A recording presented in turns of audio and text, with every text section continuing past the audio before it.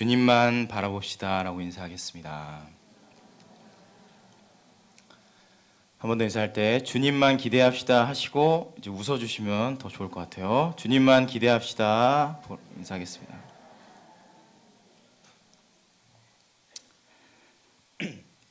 오늘 설교는 문제를 내면서 시작을 하려고 합니다. 잘 들어보시고 한번 맞춰보시기 바랍니다. 어느 추운 겨울날 호숫가에 두 명의 청년이 걸어가고 있습니다. 각자 다른 호숫가에 있는 집에 가기 위해서. 첫 번째 상황은 추운 날씨 덕분에 호수가 아주 두껍게 얼음이 얼려져 있습니다. 청년의 마음에는 호수가 분명히 다 얼지 않았다라는 의심을 가지고 저녁에 먹은 음식이 너무 많아서 몸무게도 평소보다, 자 들고 계시죠? 문제입니다. 몸무게가 평소보다 더 많이 나가요. 그런 상황에서 의심이 많으니까 걸음걸이를 천천히 하면서 걸어가고 있습니다. 두 번째 상황, 날씨가 많이 풀려서 그런지 호수 중간중간에 살얼음이 끼워져 있습니다. 청년의 마음에는 호수가 분명히 꽝꽝 얼었다라는 확신과 믿음을 가지고 어제부터 먹은 음식이 별로 없어요. 그래서 몸무게가 평소보다 가벼워요. 그런데 확신과 믿음으로 무장돼 있기 때문에 전속력으로 그 호수를 달려갑니다.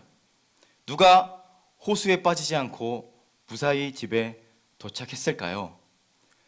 첫 번째라고 생각하시는 분 한번 손 한번 들어보실까요? 내려주시고 안 듣고서 그냥 듣고 들리시는 분이 계세요. 두 번째다. 내가 봤을 때 두 번째 같다. 네, 괜찮습니다. 내려주시고. 누가 호수에 무사히 도착했을까요? 첫 번째 청년입니다. 제가 막 여러 가지 얘기를 했는데 아주 단순하게 이 문제의 핵심은 뭐냐면 뭘까요? 그렇죠. 하기주 집사님의 얼었다라는 말씀이 들렸는데 얼었다는 거예요. 호수가 꽝꽝 얼었느냐 얼지 않았느냐, 나머지는 전혀 중요하지 않아요. 제가 막 죄송해요 여러분, 속이기 위해서, 좀 숨기기 위해서 좀 트릭을 걸어놨어요. 호수의 상황에 따라서 그 사람이 집에 가느냐 못 가느냐가 달려 있어요. 나의 확신이나 나의 열심이나 나의 몸무게의 상태는 중요하지 않아요. 호수의 상태는 바로 하나님이시고 그 청년은 바로 저와 여러분들이고 그 집은 어딜까요? 천국입니다. 우리가 살아가는 인생길에서 정말 중요한 것은 나의 상태와 나의 처지와 나의 몸무게가 아니고 우리를 구원하시는 유일한 반석 되신 하나님, 그분이 중요하다는 거예요. 그런데 문제는 우리가 집중하는 것이 어떤 것이죠?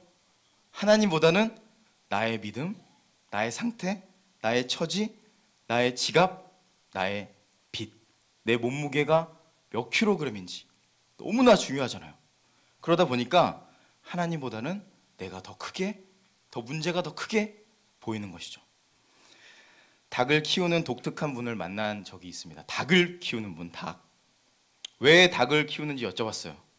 나중에 키워서 잡아먹는 게 아니라 그 닭을 진심으로 사랑하고 예뻐하는 남편 때문에 그 닭을 키운다고 하셨습니다.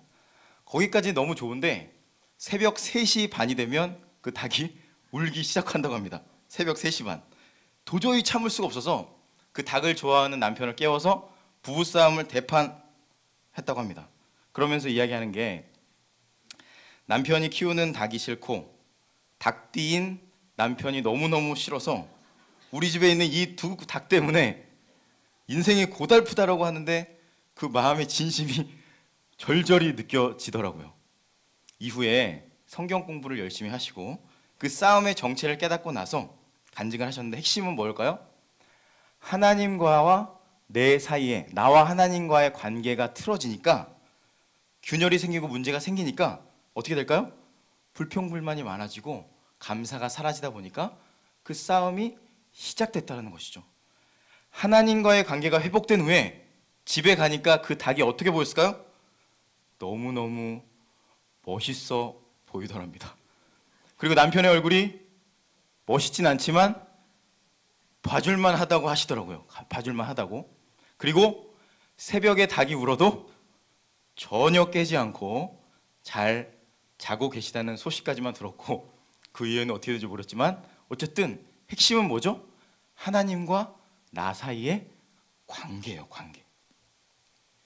목회를 하고 신앙생활을 하다 보면 얼마나 하나님과의 관계에 나의 중심, 나의 영적인 상태가 얼마나 중요한지를 더 강력하고 더 중요한지를 더 절절하게 깨닫습니다. 사단 마귀가 이걸 모를까요? 아주 잘 알죠. 그래서 하나님과 나 사이의 관계를 건듭니다.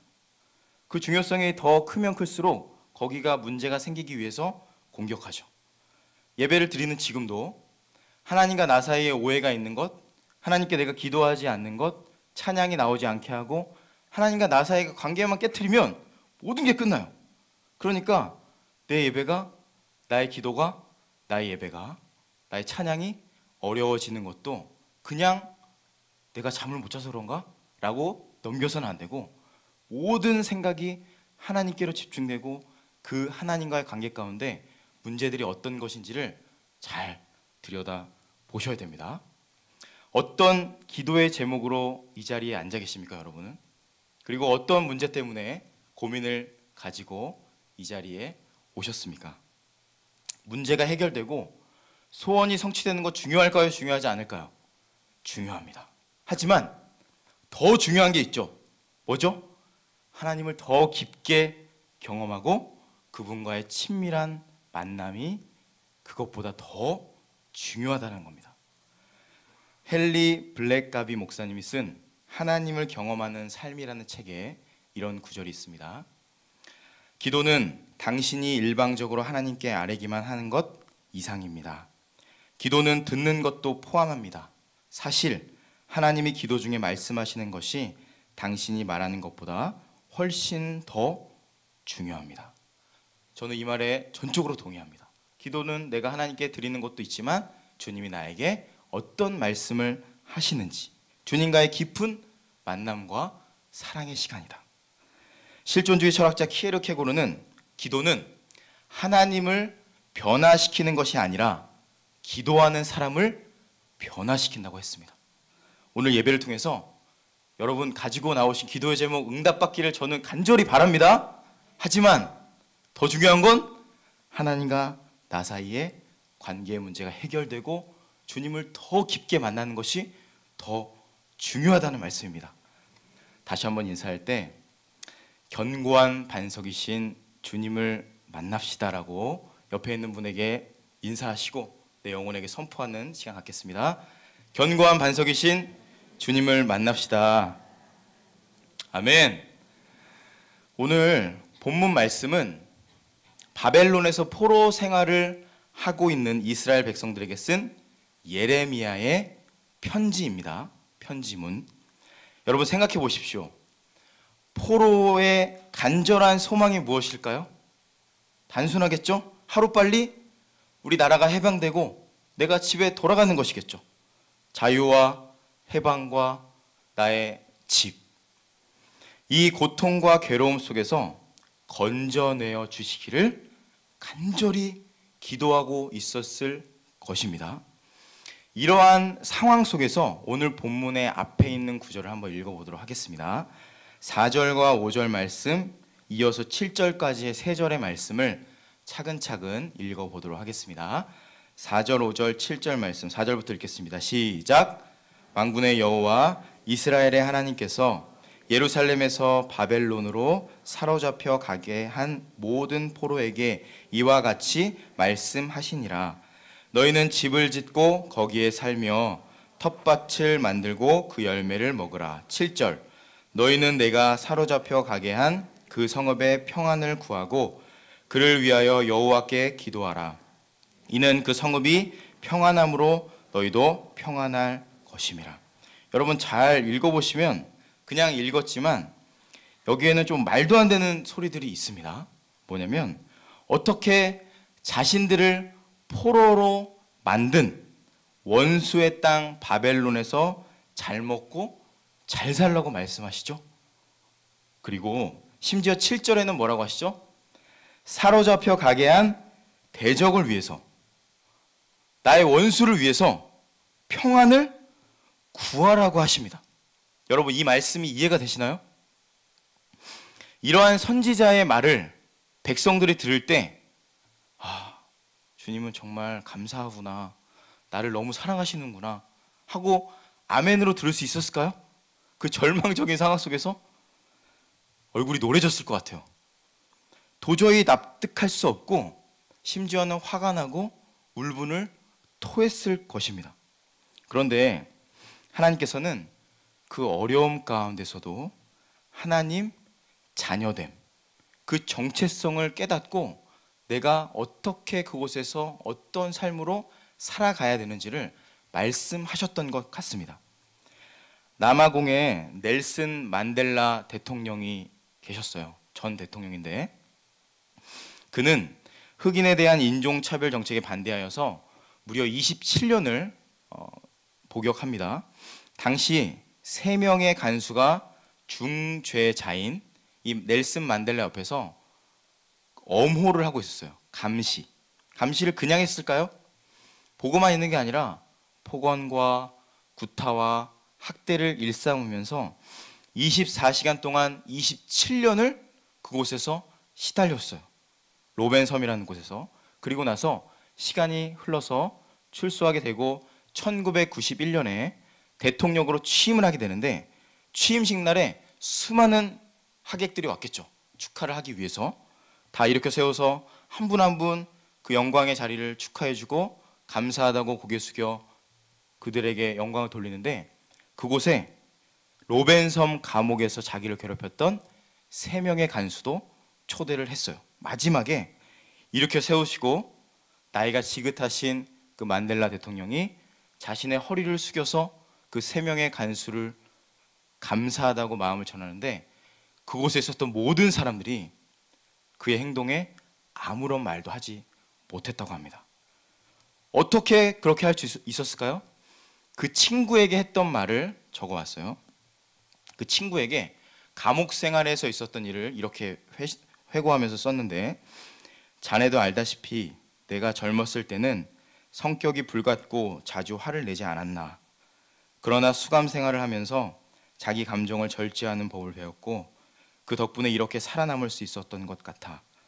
감옥에서의 모진 세월이 나에게는 오히려 약이 된 셈이지. 나는 더 강해졌고 고통과 좌절을 극복하는 법을 깨달았어. 무엇보다도 소중한 것은 감사하는 마음과 관용의 정신을 배운 거야. 고통과 시련, 강한 인내와 훈련이 없었다면 결코 깨달을 수 없는 일이지.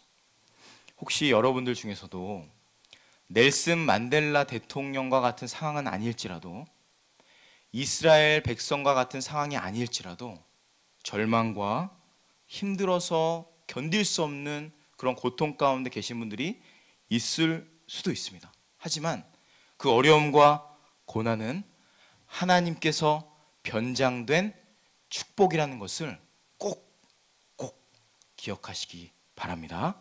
내가 이룰 수 없는 하나님의 뜻을 이루기 위해서 나에게 만들어 놓으신 장치. 예레미야 29장 11절 말씀, 그 밑에 또 내려가면 한번 읽어보도록 하겠습니다. 오늘 말씀인데, 시작. 여호와의 말씀이니라.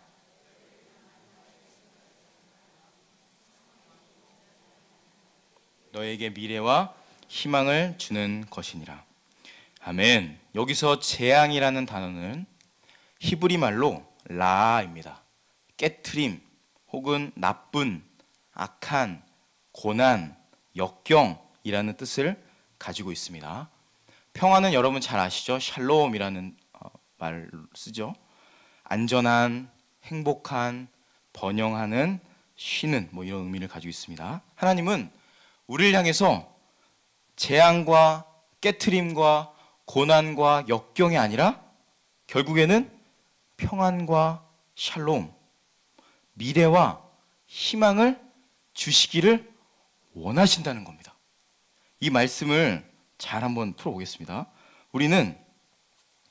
그런데 우리는 하나님의 이 마음을 보고 듣는 것보다는 당장 내 앞에 펼쳐져 있는 상황이나 깨어진 형편, 그리고 나에게 있는 그런 어려운 처지들, 그걸 먼저 바라보고 그 재앙에 먼저 반응하죠, 저희가. 그래서 거기서부터 문제가 생기는 거예요. 그러니까 나의 말에서, 나의 생각에서 어려움이 생기면 하나님은 나를 버렸어. 나는 틀렸어. 난 가능성이 없어. 내가 뭘 할 수 있지? 내가 어떻게 내 자녀들, 내 상황, 내 직장, 이 모든 상황들의 어려움이 왔을 때 그 앞에서 그 상황들만 놓고서 좌절하고 무너진다는 거예요. 하지만 하나님께서는 고난과 아픔과 실패의 골짜기를 지나가더라도 거기가 목적지가 아니고 결국에 어디로 간다고요? 평안으로 인도하시는 분이 바로 우리 하나님이시라는 사실입니다. 신약의 말씀을 한 번 더 찾아보겠습니다. 신약 250면에 있는 로마서 8장 35, 37, 39절까지 말씀. 신약 250페이지에 있는 로마서 8장 35, 37, 39절까지의 말씀. 차근차근 이 말씀을 여러분의 영혼에 새긴다는 마음으로 8장 35절부터 읽도록 하겠습니다. 시작. 누가 우리를 그리스도의 사랑에서 끊으리요? 환난이나 곤고나 박해나 기근이나 적신이나 위험이나 칼이랴. 37절. 그러나 이 모든 일에 우리를 사랑하시는 이로 말미암아 우리가 넉넉히 이기느니라. 38절. 내가 확신하노니 사망이나 생명이나 천사들이나 권세자들이나 현재일이나 장래일이나 능력이나. 39절. 높음이나 깊음이나 다른 어떤 피조물이라도 우리 주 그리스도 예수 안에 있는 하나님의 사랑에서 끊을 수 없으리라. 아멘. 그 하나님의 십자가 사랑은 어떤 시험이 오든 고난이 오든 실패가 오든 좌절이 오든 그 재앙으로부터, 그 파괴와 깨어짐으로부터 어디로 인도한다고요? 샬롬으로 인도해 주시는 분이십니다. 아멘. 지난 휴가 때 미즈노 겐조라는 특별한 분을 만났습니다. 책을 통해서 만났습니다. 감사의 밥이라는 책인데요. 미즈노 겐조 씨는 11살에 홍역을 앓아서 고열로 소아 뇌성마비로 전신에 마비가 왔습니다. 듣고 보는 것 외에 손가락, 발가락 움직이지 못하고 말도 못하고 36년을 살아갔습니다.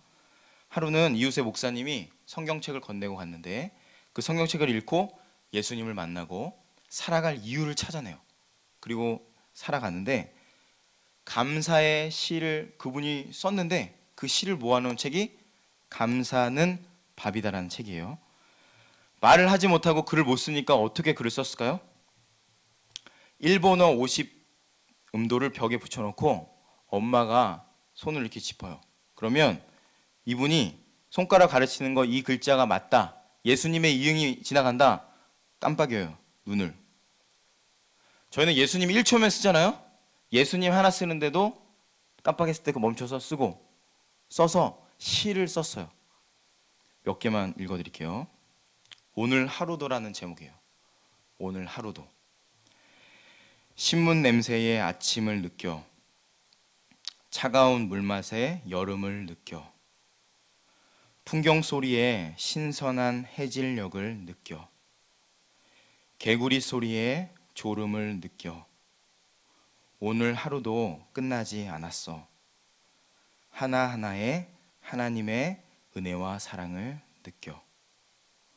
오늘 하루도 발소리로 시작된다.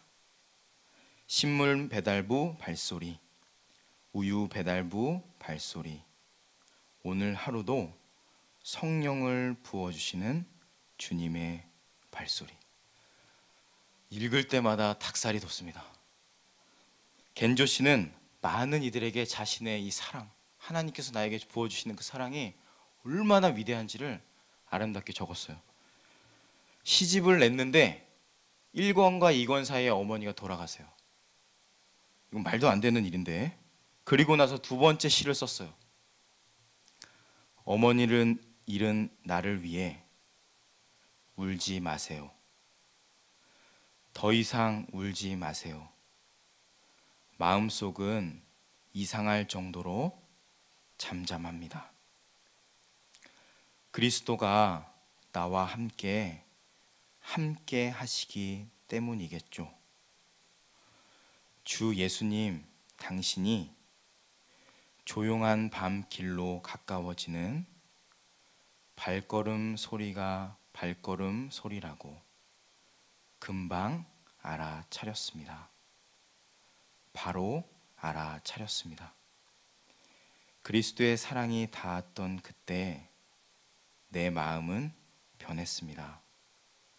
미움도 원망도 안개처럼 사라졌습니다.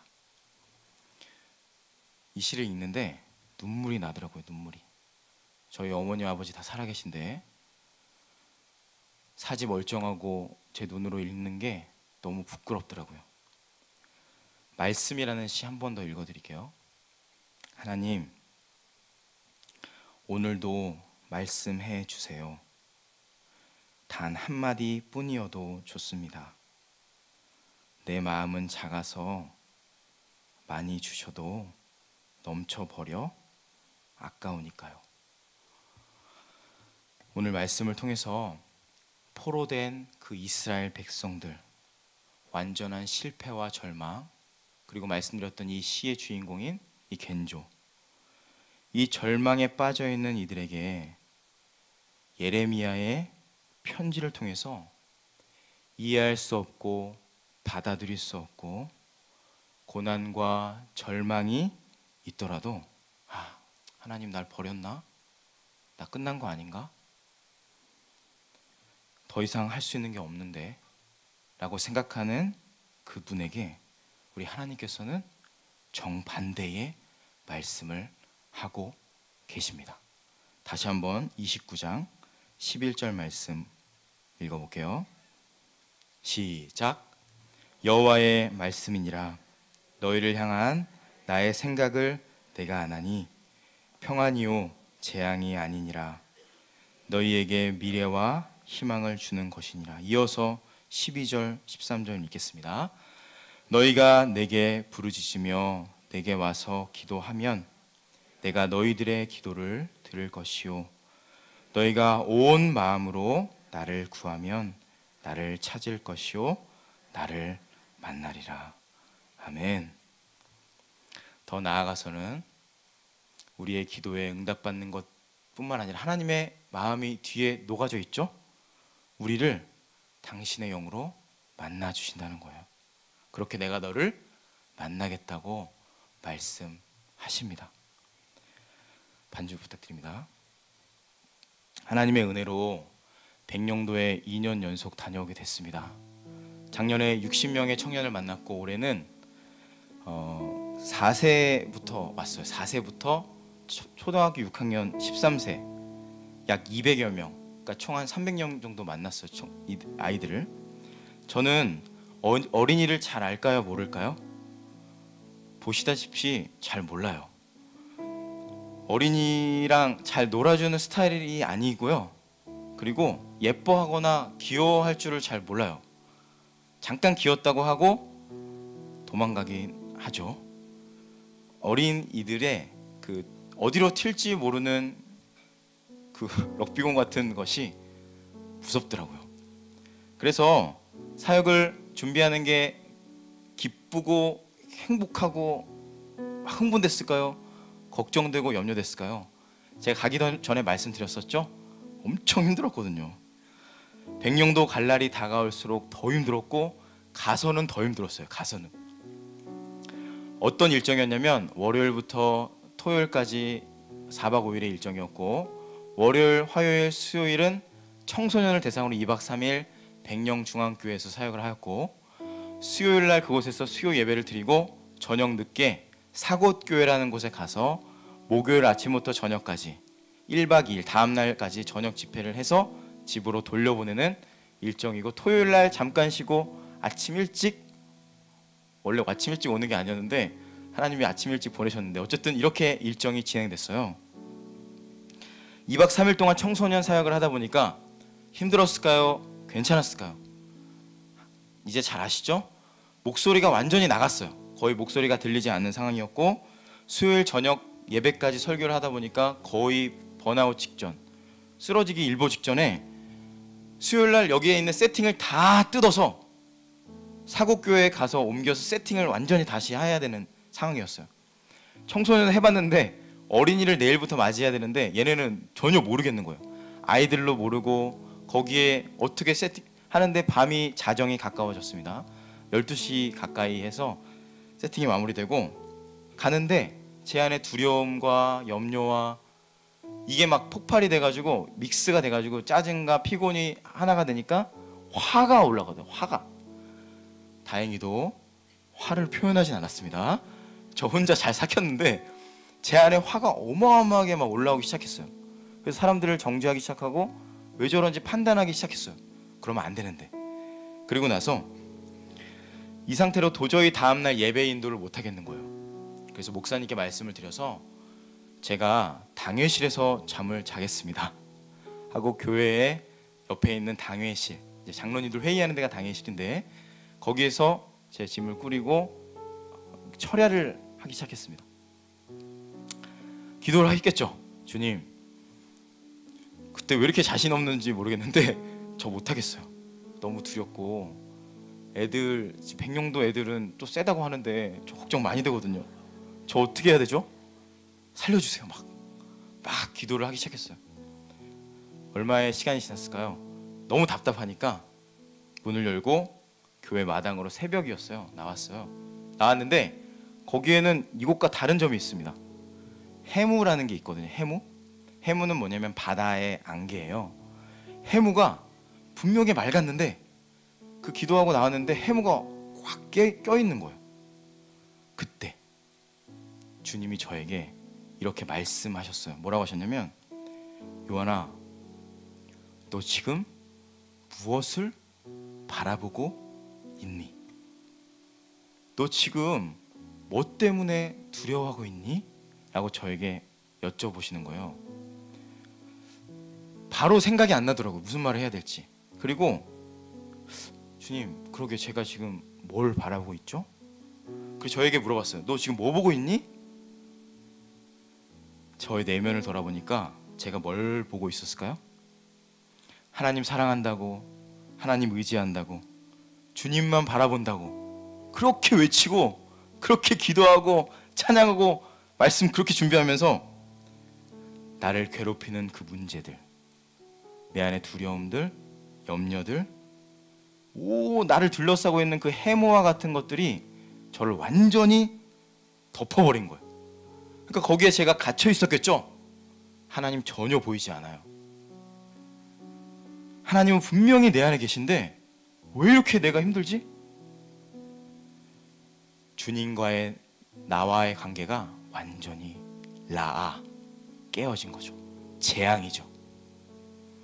다음날 묵상을 하려고 성경을 폈는데 디모데후서 1장 7절 말씀이 보였어요. 하나님이 우리에게 주신 것은 두려워하는 마음이 아니요 오직 능력과 사랑과 절제하는 마음이니. 두려워하는 마음이라는 것은 겁, 소심함, 용기의 상실 이런 것도 있지만 그 내면 깊은 곳에는 하나님을 향한 믿음이 없음이라는 뜻을 가지고 있습니다. 그렇구나.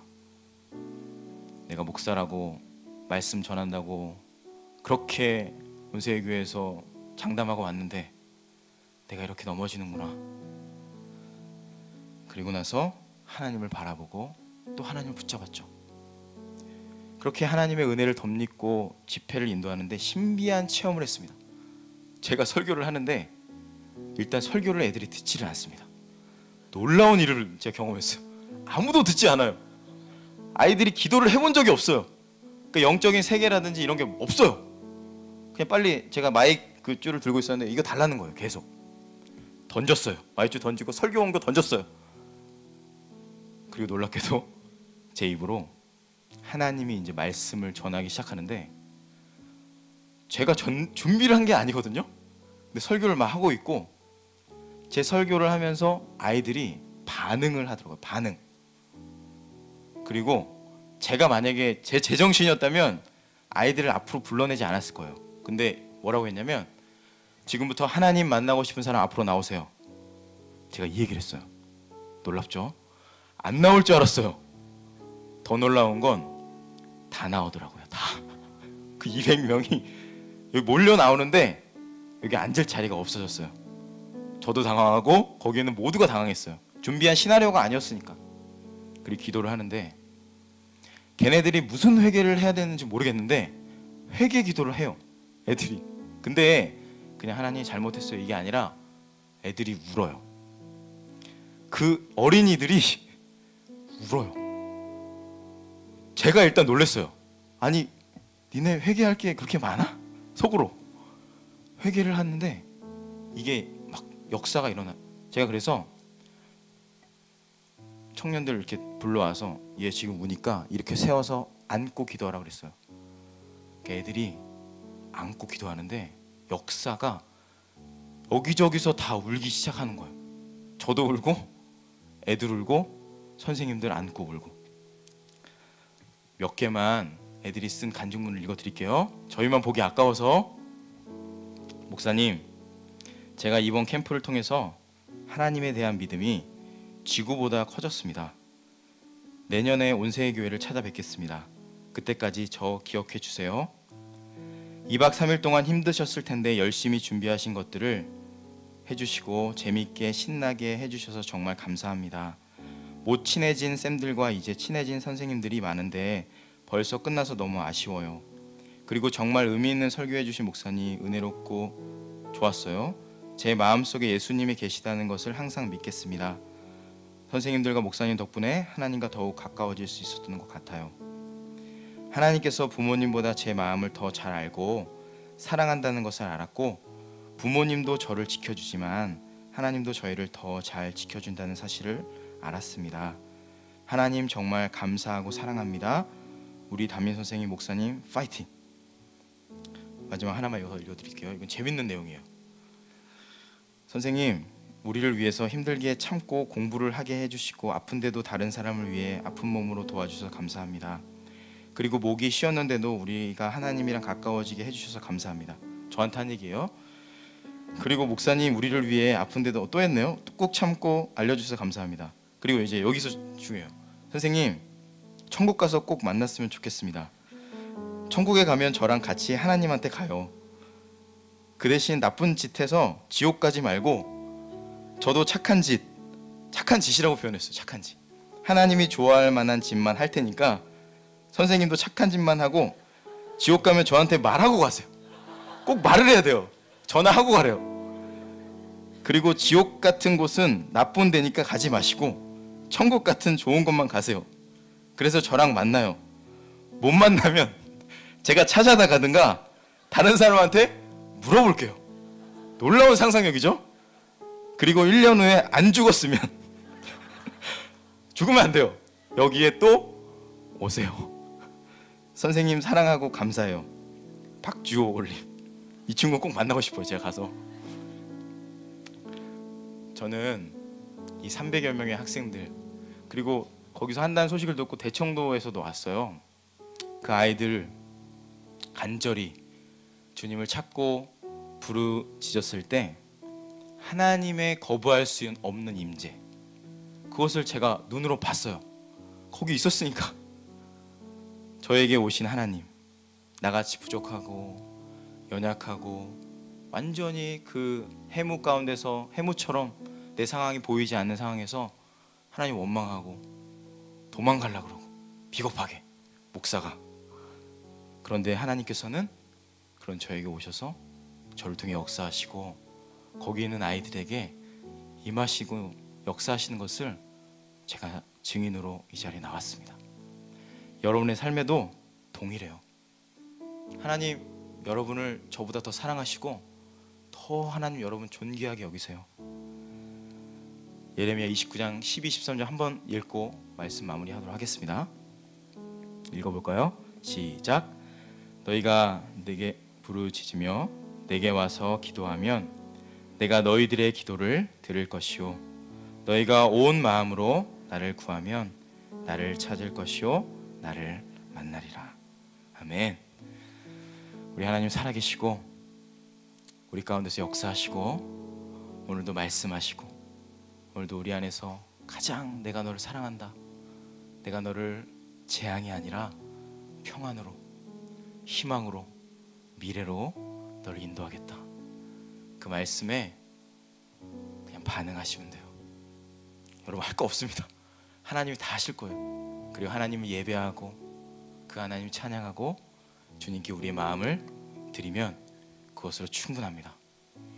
오늘 기도회 가운데 그 하나님 만나시고 여러분의 삶 가운데 재앙이 아닌 하나님의 평안 날마다 누리시고 주님만 예배하시고 주님만 사랑하시고 천국에서 만나기를 주의 이름으로 축원합니다. 아멘. 같이 찬양하겠습니다.